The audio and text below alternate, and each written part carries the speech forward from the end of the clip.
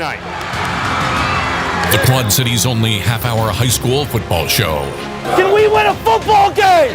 Let's go take care of our business! The Score, sponsored by Temple's AdCraft, Crawford Company, Blackhawk Bank and Trust, and Midwest Complete Construction. Welcome to week 2 of The Score. Great night of high school football. So much to get to there, but we have to catch up with our guest griller. We told you at News 8 at 10 o'clock. Julian Vandervelde is back, and he's already hard at work.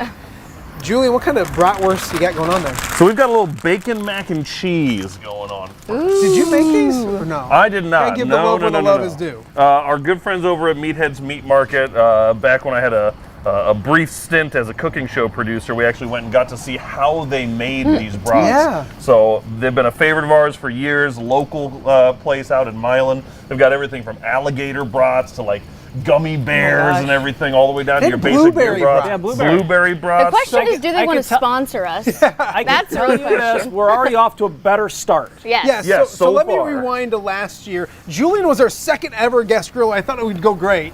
Here's last year, a little snippet of what we went through. Yes, sir. Get up here, son, young man. When they say We this have show's fire on on the fire, set. This is what they mean. We are on fire. Yeah, we were actually on fire, and On we fire. didn't have any food. So do you want to explain what happened? Do I? Yeah. Yeah, where did you go No, I wrong? don't. I think the people want to know. Hey, just a little tip at home: if you're cooking bacon, don't let the grease go into the grill, because then, poof. Yes. Hey, we And do then have always to have get these. Yes, we have to. But we are prepared tonight. We have fire extinguishers everywhere, So just in case. And we do need to get stop to some football, so we'll start at North Scott. And Yeah, a good one. absolutely. Let's go ahead and head to the highlights. We had to Eldridge, North Scott, and Waverly-Shell Rock, and a rematch of last year's state quarterfinals. We picked things up at second half. Lancers up 35-14. The Go-Hawks not going down without a fight. It's a 55-yard house call. They would cut the deficit 35-21. Then later in the third, Lancers not taking their foot off the gas. Kyler Girardi finds a wide open Hunter Fox, and he turns on the moves, makes a guy miss. It's a big first down. Guess what? Lancers in touchdown territory again. Then third and goal. Jared Lee takes the handoff, flies past two defenders. Thank goodness he didn't run into me. North Scott extends the lead 41-21. The Lancers roll. They pick up their second W of the season, 56-28 the final score. Now we're joined by head coach Kevin Tippett. Coach, I got there at halftime. You guys were already up 3 TDs. Where'd the fast start come from tonight? Well, we talk to our kids all the time. Coach Monk has a great saying, don't dip your toe in the pool, jump on in. Fast start. And our kids, we got off to a quick start. We scored in the first drive. I think our second drive was a 2-play drive, and our kids just made some big plays, and it was a fun start. Which it's fun. You guys are fun this year because you're explosive. A lot of explosive plays so far in 2 weeks. Obviously, that quarterback has a lot to do with it, but an explosiveness to this offense that I think we're going to enjoy this year. Yeah, I think Kyler being the trigger man, and he's such a hard defender to defend because obviously he can run the ball really well and with his speed, but he's just as tough, run you over. But he throws the ball really well. He's doing a great job, and our receivers and our offensive line have been doing a fantastic job up time of giving him time, and him and Gerard Lee are a nice 1-2 punch. Coach, 2 weeks in, you're 2-0, but they're 2 big wins. What kind of statement do you feel this makes early on in the season for you guys right now? We're a work in progress. It's just, we play 2 good teams, but, we have another really good program coming up next week. So, we're just kind of trying to focus on us and get ready, get a little better week to week. We got to get healthy. We're banged up, but, that's football too. That's as many coaching cliches you can put into one answer right there. I got a half dozen more if you want them. That's well done. Hey, Coach. I might give you something original. All I heard was the meathead brat stuff for like 2 minutes, so I'm really hungry. Yeah, I know. Hey, you deserve to go get some food. Hey, enjoy that football game tomorrow with your son. Best of luck the rest of the way. We'll talk to you real soon. Appreciate you, buddy. Appreciate having us on. Thanks, guys. All right, hey, let's get back to the action. We'll head to Two Bells Stadium. It is Bettendorf and Davenport West hooking up, both teams looking for a 2-0 start. A great start for the Bulldogs. Jacob Whipple takes the handoff, finds the hole, gets to the corner, and he is gone. 65 yards all the way to pay dirt. Just like that, Bettendorf with a 7-0 lead. Next drive for Bettendorf. The Bulldogs go to the air. Charlie Zimmerman to Cole Odefe. Nice catch here Bettendorf, though, would get no points on the drive. They miss a field goal, so it was still 7-0. After a punt by West, it's Bettendorf going back to the ground. Gavin Barda with a nice move right here, and he goes 49 yards inside the 10, down to the 4-yard line. If it ain't broke, don't fix it. 2 plays later, it's Barda going in for the touchdown. This one, all Bettendorf, 48 donut, your final in that one. Let's head over to Spartan Stadium. Pleasant Valley looking to get back on track after a loss to Bettendorf last week, hosting a really good Cedar Rapids Kennedy team. Second quarter PB up 7-0, looking for more. 4th and 2, Coy Kipper keeps it, picks up a big first down. Same drive, Tom Cakered in attention. It's kind of creepy there, but he's doing what he does best. The Iowa guy. Be nice. Yeah, Be nice. first down right there by Tate Lyon, I should say. And if it ain't broke, don't fix it. Lyon goes in from 3 yards out. 14-0, Pleasant Valley with the lead. Late first half now, still 14-0. Kennedy looking to get on the board deep in enemy territory. There's a nice catch right here, but check out Ty Lyon coming up the strip. Pouncing on James Thiel recovers. That kept it 14-0 at the half. We'll show you a final. How about this one? Pleasant Valley wins in double overtime, 36-35, your final They score. got a 2-point conversion to win that game. Assumption Davenport North doing battle for the first time since 2013. No score, North driving, and they would take to the air, but check out Angelo Jackson. He reads it perfectly. He'll step in front of the pass to pick it off and put the Assumption offense on the field. And the Knights would go straight to the ground. They go to Keaton O'Neill. Has a blocker in front of him. He's like, I got this one. Just run past him, get to the outside, picking up a big 30-yard run. It would lead to this Billy Moore field goal, and it's quickly 3-0 Knights. But the Wildcats have an answer, and they do it quickly. Kaz Rabarczyk looking deep, going deep, and Cannell Burridge pulling it in. 81-yard pitch and catch. You ain't going to catch him. 7-3 North at that point. Let's check the final score. It goes to Assumption, 41-21. Hey, let's stay in Iowa, head up to Maquoketa. They're looking for their first 2-0 start since 2019. Of course, that stat coming from the one and only Brian Stocking. Spencer Martin, 12 yards in the first down for the home team. Later in the drive, it's Maquoketa. Derek Willem on the jet sweep, gets the corner and finds pay dirt as well. Home team feeling good. They take a 7-0 lead. After a stop on defense, Maquoketa goes to the air. Carter Meyer finding Braden Tranel, and our photographer Alex said he messed this thing up, but this is well shot. It looks perfect. Better good to me. executed by Maquoketa. They score to go 14-0. They cruise 35-0. Your final in that. Hey, let's hop the river to the Western Big Six. Moline welcoming a familiar foe. Lyle Bennett to Browning Field. They always have trouble with the Red Wings. And the Maroons are down 21-7. Daniel Flores kicks a 21-yard field goal to extend that lead to 24-7. Bennett looking to add to that lead, but Xander Ely says, no thank you. I'm going to pick this pass off in the end zone. Maroons get the ball back before the half, and they go to the ground running that wing T. Adrian Cooper off tackle, breaks several tackles and ankles along the way, picking up a big one, 35 yards down to the 6. Maroons unable to score. They were down late in this game, and they fall 38-7. Julian, take us to Geneseo. Out to Geneseo, Illinois. The stars are aligned once again for the Green Machine. Well, at least the full moon is. Third quarter, Grace Lake Central is driving with the potential of the go-ahead score. But Geneseo's Jackson Van Hype darts in for the quarterback sack. Ooh, Julian, this is good. That big, strong front line goes to work for quarterback A.J. Weller. He's got a gap. He's got speed. Sheds a couple tacklers. And then one more would be the defender on the final 15 yards. 80-yard touchdown scamper. The Leafs lead 21-7. Nicely shot. The Leaf defense forces a turnover, and they convert in the fourth quarter. That's Weller again from short yardage. This third rushing touchdown of the night as the Green Machine moves to 2-0 with a 27-7 win. Julian's Nicely got done. a future in this business. Hey, let's go to Sterling. They're looking for the first victory of the season, hosting Wheaton St. Francis. Sterling with the pass right here. Joseph Holcomb to Miles Naraki for the first down. Later on defense, Sterling making a nice play with the tackle for loss. A bunch of Warriors there to make that tackle. Sterling gets going on offense. Andre Claver with the nice run as he bounces outside, picks up a first down down to the 6-yard line. Then it is Holcomb punching in for the touchdown. That tied it at 7. Wheaton St. Francis, though, goes on to win this one 42-28 to your final score. Hey, the Rocks looking for their first win under new head coach Fritz Diodone, as they are on the road playing Dunlap, and this is Javian Clark. He'll find Joe Allen. That picks up a first down for the Rocks. Unable to score and put points on the board, and their defense comes up with a big play in the ensuing drive as they come up with a big stop for the Rocks. Let's check a final score on this one. This one does not go the way of the Rock Island. 21-7 is your final. And Galesburg on the road looking for their first win against Limestone. The streak's rolling early and often in this one. It's Amari Richardson. He takes the handoff and turns on the moves along with it. He would pick up a big first down for Galesburg. Galesburg not doing well on offense, but also defense. Amari Richardson, or Gino Williams says not today. He would pick this one off. Galesburg on fire tonight. They would win it 41-7. And the good news is Galesburg might have been on fire, but thank God we are not, maybe just yet. Yeah, we're going to go to break by our new grill cam, I hope. Check out the brats on the grill. That's the high shot. Hopefully we can go to the low shot. Maybe we can't, but we will when we get back. We got a lot more to get to right here on The Score. What's up, guys? My name is Logan Lee. Whenever I'm back in the Quad Cities, I always make sure to turn on my favorite TV show, The Score.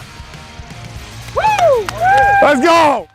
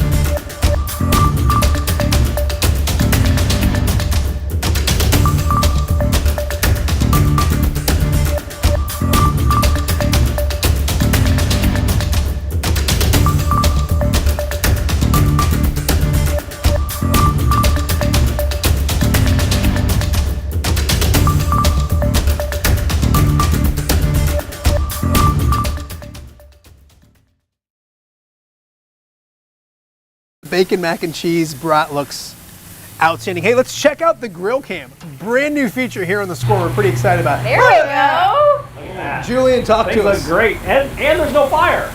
There's a little fire, but I think it's mostly contained, which is the important For part, now. right? For the time being. Let's get actually back to, you're doing a great job. You did a great job with the Appreciate highlights. it. Thank you. We're going to have Julian call more highlights as well. Let's go to a big one in the Three Rivers. Princeton and Morrison going head to head, and it is a little trickery from the visitors. Morrison back to punt.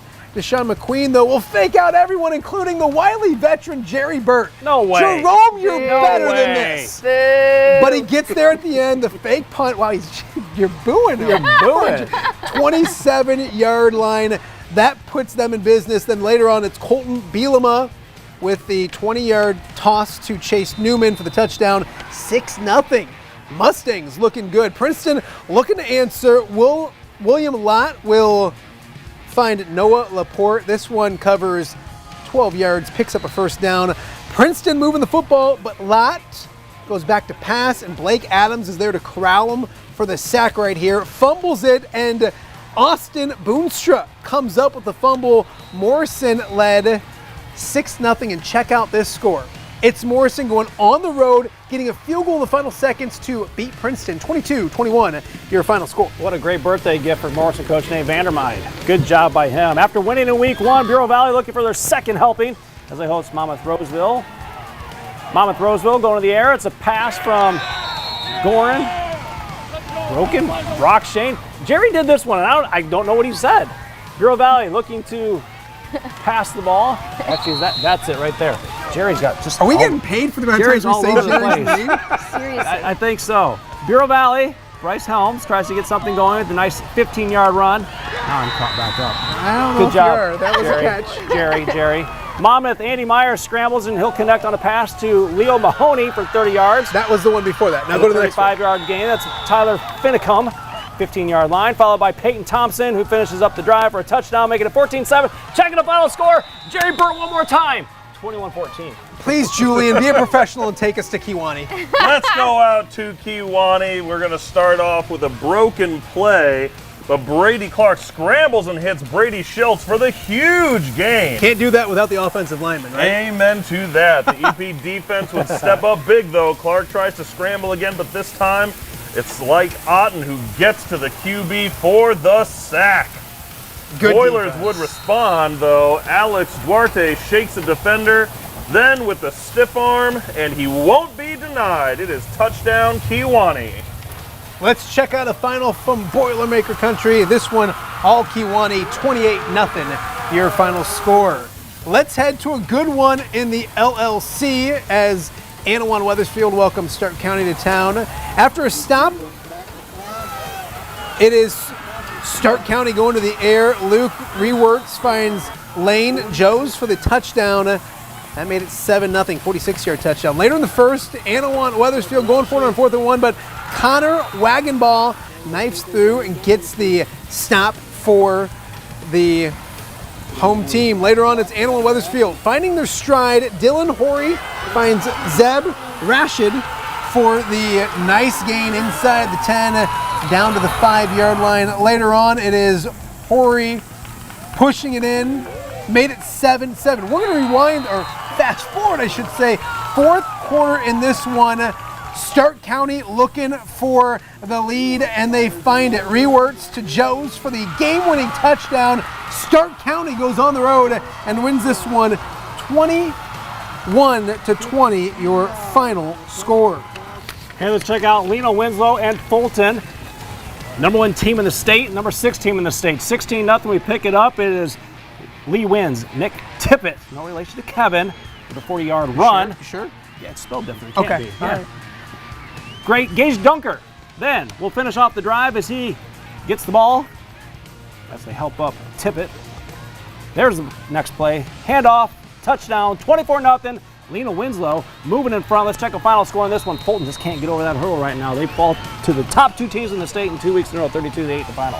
And a top 10 battle, an 8-man, 5th-ranked Ridgewood hosting number 10 West Central. Ridgewood driving, or defense denies West Central the heat and get inside the 5, but the Spartans, a big play from Owen Anderson on 4th down. Ridgewood driving now. Ryan Cantor calls his own number, shakes off a couple of tacklers in the backfield, down the sideline. He goes 30 yards, but just can't get to the end zone. He's down at the 2-yard line. And Rory Sandberg would take it from there. The Spartans would extend the lead to 16-0 over the defending 8-man champs, but the Heat would turn up the temperature after that. Isaiah Stevenson delivers some punishment on his way to an 18-yard touchdown. Let's check out a final in this one. Ridgewood all the way, 46-14. Hey, how about some more 8-man football? 3rd-ranked Millageville welcoming Peoria Quest. Anybody know their nickname? They're the Gators. I never would have guessed Well, that. you got to let us answer. No, I can't. Connor Nye, not the science guy. QB keeper for a touchdown. 16-0. The Missiles are in front. More from Millageville and more from that Connor Nye guy. This time he'll share the rock as he throws to Carter Livingood for another touchdown. Nice play. He's Wide. living Oh, good. he's living good. See what I did? I see what you did there. 24-0. More from who? Yeah, Connor Nye. This time to Micah Tuis-Smith. Down to the 5. They would eventually cap it off with a touchdown as Nye runs one in. Let's check the final score on this one. All Millageville 64-14. Let's check out the scoreboards.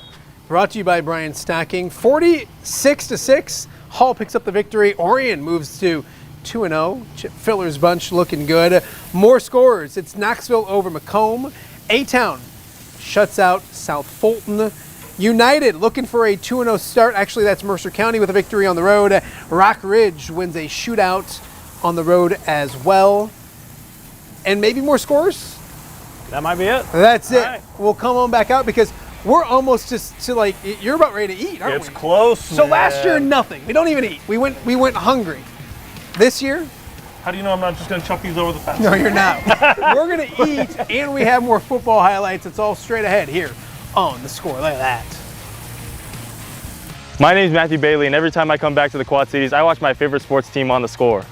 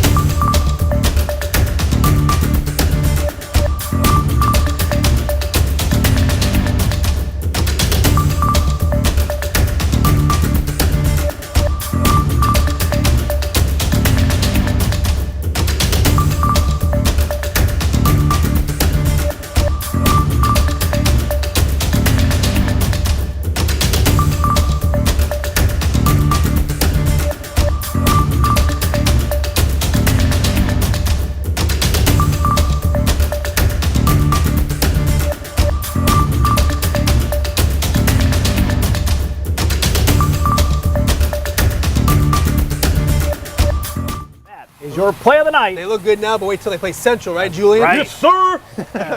Look, it's good. That looks good on the grill right now. Okay, so which one is which? Like, can we point them out? So we've got our bacon mac and cheese, we've got our Philly cheesesteak, and then we've got our classic There we Iowa go. beer broth. Oh, I'm so hungry, but while we talk about food, let's do some more football. Food is coming in just a little bit, but we will start on the Iowa side of the river once again. Let's head up to Central DeWitt. The Sabres looking for their first victory. Home opener, taking on Northeast, and it is a nice play right here by Central DeWitt. As I get my script, Michael Cabrera, the long run, gets inside the 10-yard line, and as they say, if it ain't broke, don't fix it. My mom hates it when I say the word ain't, but if it ain't broke, don't fix it. Cabrera goes into the end zone for the touchdown. That made it 28-6, but Northeast would battle. Gavin Kramer gets into the end zone right here after scrambling around a little bit, cuts the lead to 28-14. We'll check out a final score from up in DeWitt. Sabres win this one, 37-14, your final. Tonight, and what we talked about earlier this week, okay? Talent sets the floor, character sets the ceiling, okay? Do not be complacent tonight with where we are talent-wise, okay? Go out and play disciplined football, get to 2-0 before we get to week 3. 2-0, play smart, fast, physical football. Here we go, bring it up, let's go. Here we go, Beavers on 3, 1, 2, 3, Beavers! And thanks to Ryan Hetzler for going mic'd up tonight. We go to Wilton. The Beavers looking to make it 2 in a row as they host West Lib. They get off on the right foot. Drew Keith, the QB, takes the handoff, keeps it himself. It's a big first down on their first drive of the game. Now that would set up this. It's Keith again, but this time he decides to hand the ball off Owen Hassel would find a lane on the outside, and he says, I'll see y'all in the end zone. Wilton goes up 7-0. They would roll 46-0. Your final over at Wilton. Hey, let's check out some more scores from the Iowa side of the river. It is Comanche falling in a close one, 28-21. Meepo gets shut out on the road. More scores in it is Lisbon beating Louisa Muscatine. Wapello falls at home. More scores from the Iowa side. Easton Valley falls on the road. It is New London, a home loss to Winfield Mount Union. And I think we got one more. Assumption, an update. They win 48-21, so a 27-point victory. And it is Burlington falling on the road in the fourth quarter, 32-7, your final. We're going to show you some more brats. We're going to go to break quickly because I'm hungry. We're going to eat after the break, plus Brian Stocking and your stockpile stats of the night. Stay tuned.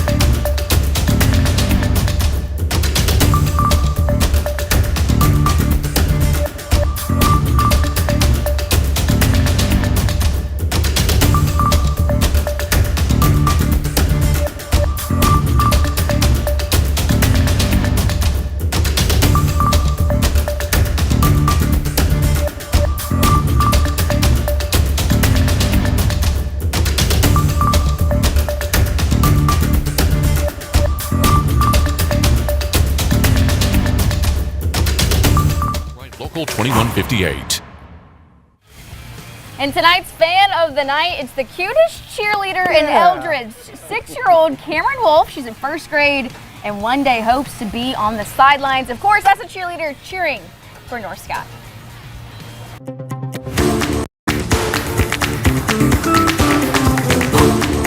Brian Stocking, former teacher of Julian. Yes, I did. Play of the night. Morrison is 2-0 for the first time since 2019. In their game tonight, they had two lead changes in the final 45 seconds.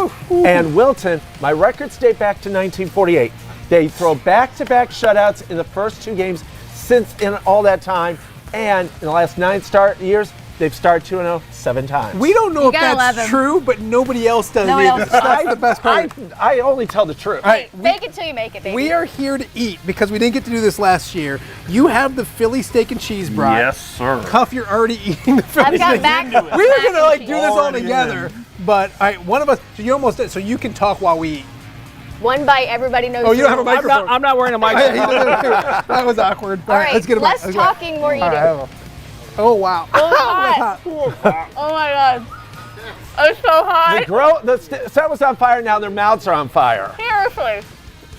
You need to talk. I need to talk. I don't have a microphone. So hot. So this is really good. I'm glad Julian was able to cook tonight, not burn down the grill. We had the fire extinguishers, didn't need them. So Julian, congratulations, great job tonight. I appreciate it. Hopefully you'll invite me back, even though I didn't try to burn down your studio. He did a great job. Hey, if you're watching on YouTube, we're going to stay with Julian on YouTube. If not, we'll see you next week.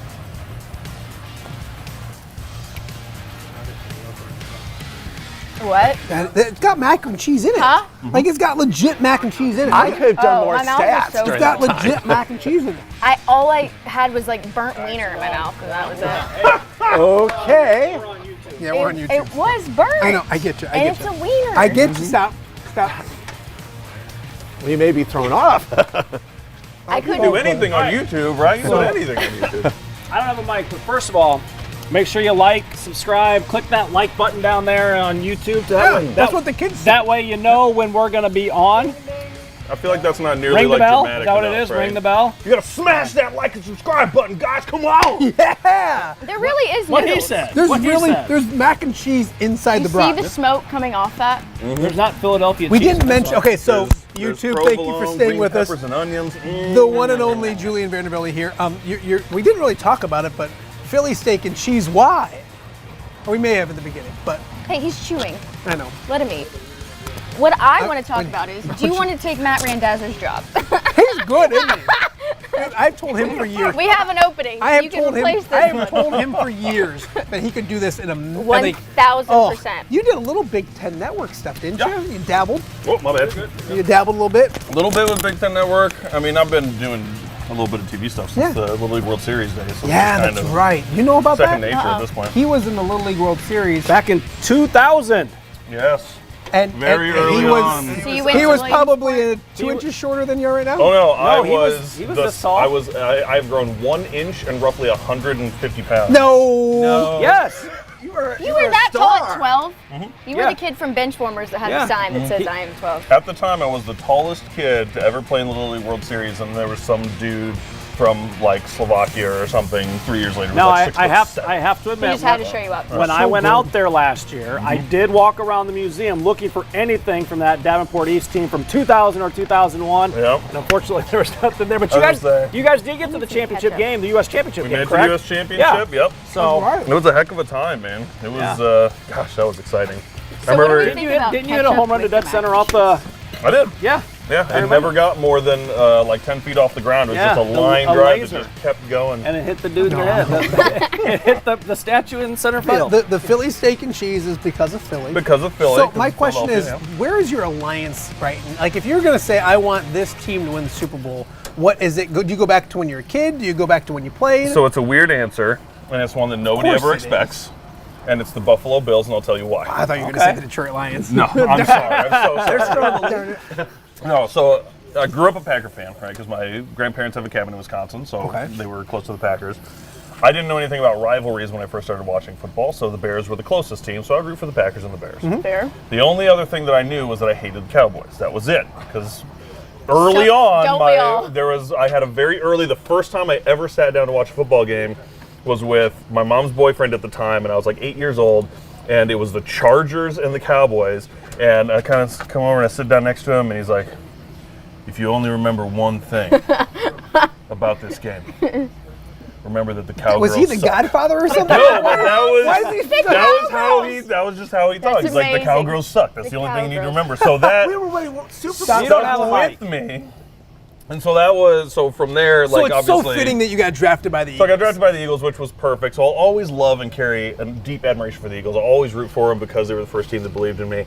But the Bills won me over because at one point I had no team, I felt like, after I got done playing, and I would just root for whichever team had the most Hawks on it. Yeah. And then during like the sort of beginnings of the COVID shutdown stuff, the Bills fans won me over with, it's like, you know, negative Bills 10 Mafia, degrees. they're The Bills crazy. Mafia's up there. Yes. It's snowing. They're jumping off the back of vans into They're burning awesome. tables and like elbow dropping each other. Like, these guys are amazing. Yes. So I decided to root for the Bills, and then they drafted Josh Allen and got kind of good. Yeah. And then I picked up a bunch of Hawks, and now I'm like, this is perfect. It all worked out And just then now, right. now I think after the DeMar Hamlin thing, they're America's team. Now they're starting to pick up some steam Yeah. across the country, which They is great. really are. Yeah. Julian, I do turn have this one off anyway. question for you. You don't, Yes. you don't have a mic. Wait. It's okay. Just talk loud. We don't listen to him usually. Okay. Here's the question. You went to Iowa and you were in the NFL. Yes. The off-season story of the year has been the gambling issue. When you were at Iowa and in the NFL, what directions were you given from Iowa and the NFL about that? First off, it was extremely it was- illegal to do back Well, then. it was completely different times. It was. So we never, I don't think they even ever thought about it. We were never really told anything about gambling. It wasn't something that I think either nobody did it, or it wasn't a widespread enough problem. They were so worried about like guys going down to the Ped Mall and talking to girls who were underage. Like they did not care about gambling because it just wasn't even a thing. Anger is who you're talking Basically, about. it was Pat. they gave us talks about Pat.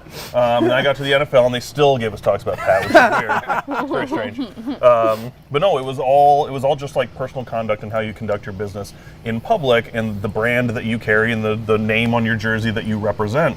So the whole gambling thing to me is just, first of all, we never had money for that, right? Like we had enough money that me and Joey Conklin and everybody in the house, we'd go down to Zio John's on Monday nights to have competitions at their all-you-can-eat spaghetti to see who could eat the most plates of spaghetti. Like that's what we were spending our money. So it was you versus Joe? Me versus Joe, our roommate Tom Holliday, who I went to high school with, and I think he's like an engineer for Arconic now or something like that. Nobody touched you. Like you killed him. Tommy was good. Don't get me wrong. Like I don't think I ever lost to him, but he might argue. Why do I see Joe like out after like 2 bites? Yeah, or like eating spaghetti the wrong way. I don't know how, but he just did it to like be a part of the group. Joe but was he probably might have taken a knife and fork and like. Joe was probably with a lady doing the Lady and the Tramp thing. Probably doing it. Do you remember what was called eventually the Julian Vandervelde clause where freshmen couldn't talk? Do you remember remember what happened? Did you I hear this? absolutely remember. I get reminded of this every year. It just usually went by away. our friend Tom Caker. Yes, it just went away. It just went away, which is a huge mistake. I'm sorry to say that, but it's what did a terrible you say? decision. You got to listen to this. Was it PG? Stocking's here, so he knows. So I was a fan long before I was a player. Right. It never occurred to me that you're not supposed to talk crap about a rival. Good. So when I was a freshman and they interviewed me and they asked me what I thought about Iowa State, I said, well, I hate Iowa State. I don't necessarily hate like the coaches, their players or anything. It's just kind of the entity that is Iowa State, That's like the just who they are, what they that are. is Iowa State. And then Coach Ferentz called me into his office and I was real confused. And he was like, you can't do that. Can't do what?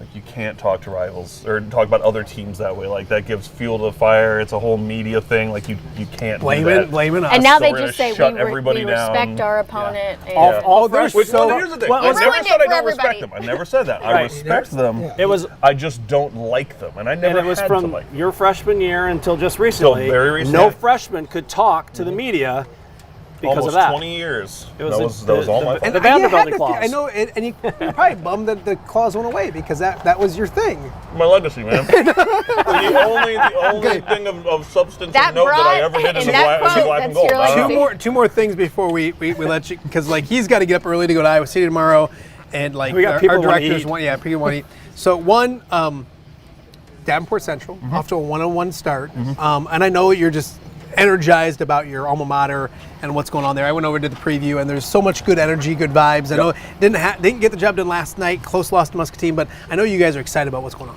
Absolutely, and it's so much more like the stuff on the field is great. The thing about it that I think is most important is the staff is so focused on like the players and their development. Like the wins are fine. The wins will come, right? We cut the number of academically ineligible players in half in 1 year. Yes. We've reduced the number of penalties, specifically like flagrant penalties, personal fouls, and stuff like that, tremendously from last year. The number of kids in the program, we've got like 30 more kids in the program this year than we did last year. That's awesome. We've attracted coaches. We're doing more community hours. We're doing more like outreach and getting out and doing more like volunteering and stuff. So the direction that we're taking the kids is awesome. There's dudes that like last year were completely written off by like the administration, like seriously, the school administration, like people in the public who knew them just wrote them off completely. One of them is one of our team captains this year. One of them hasn't missed a workout since the beginning of summer. And you see like the transformation. It's like, okay, the discipline and the character that comes with that will eventually turn into wins because those kids then will come in and do the little things and that they the need bigger to do. win is in life because what they're winning. That's awesome. You mentioned like teachers writing people off. You had Brian Stocking as a teacher. We've always had beef because like you had.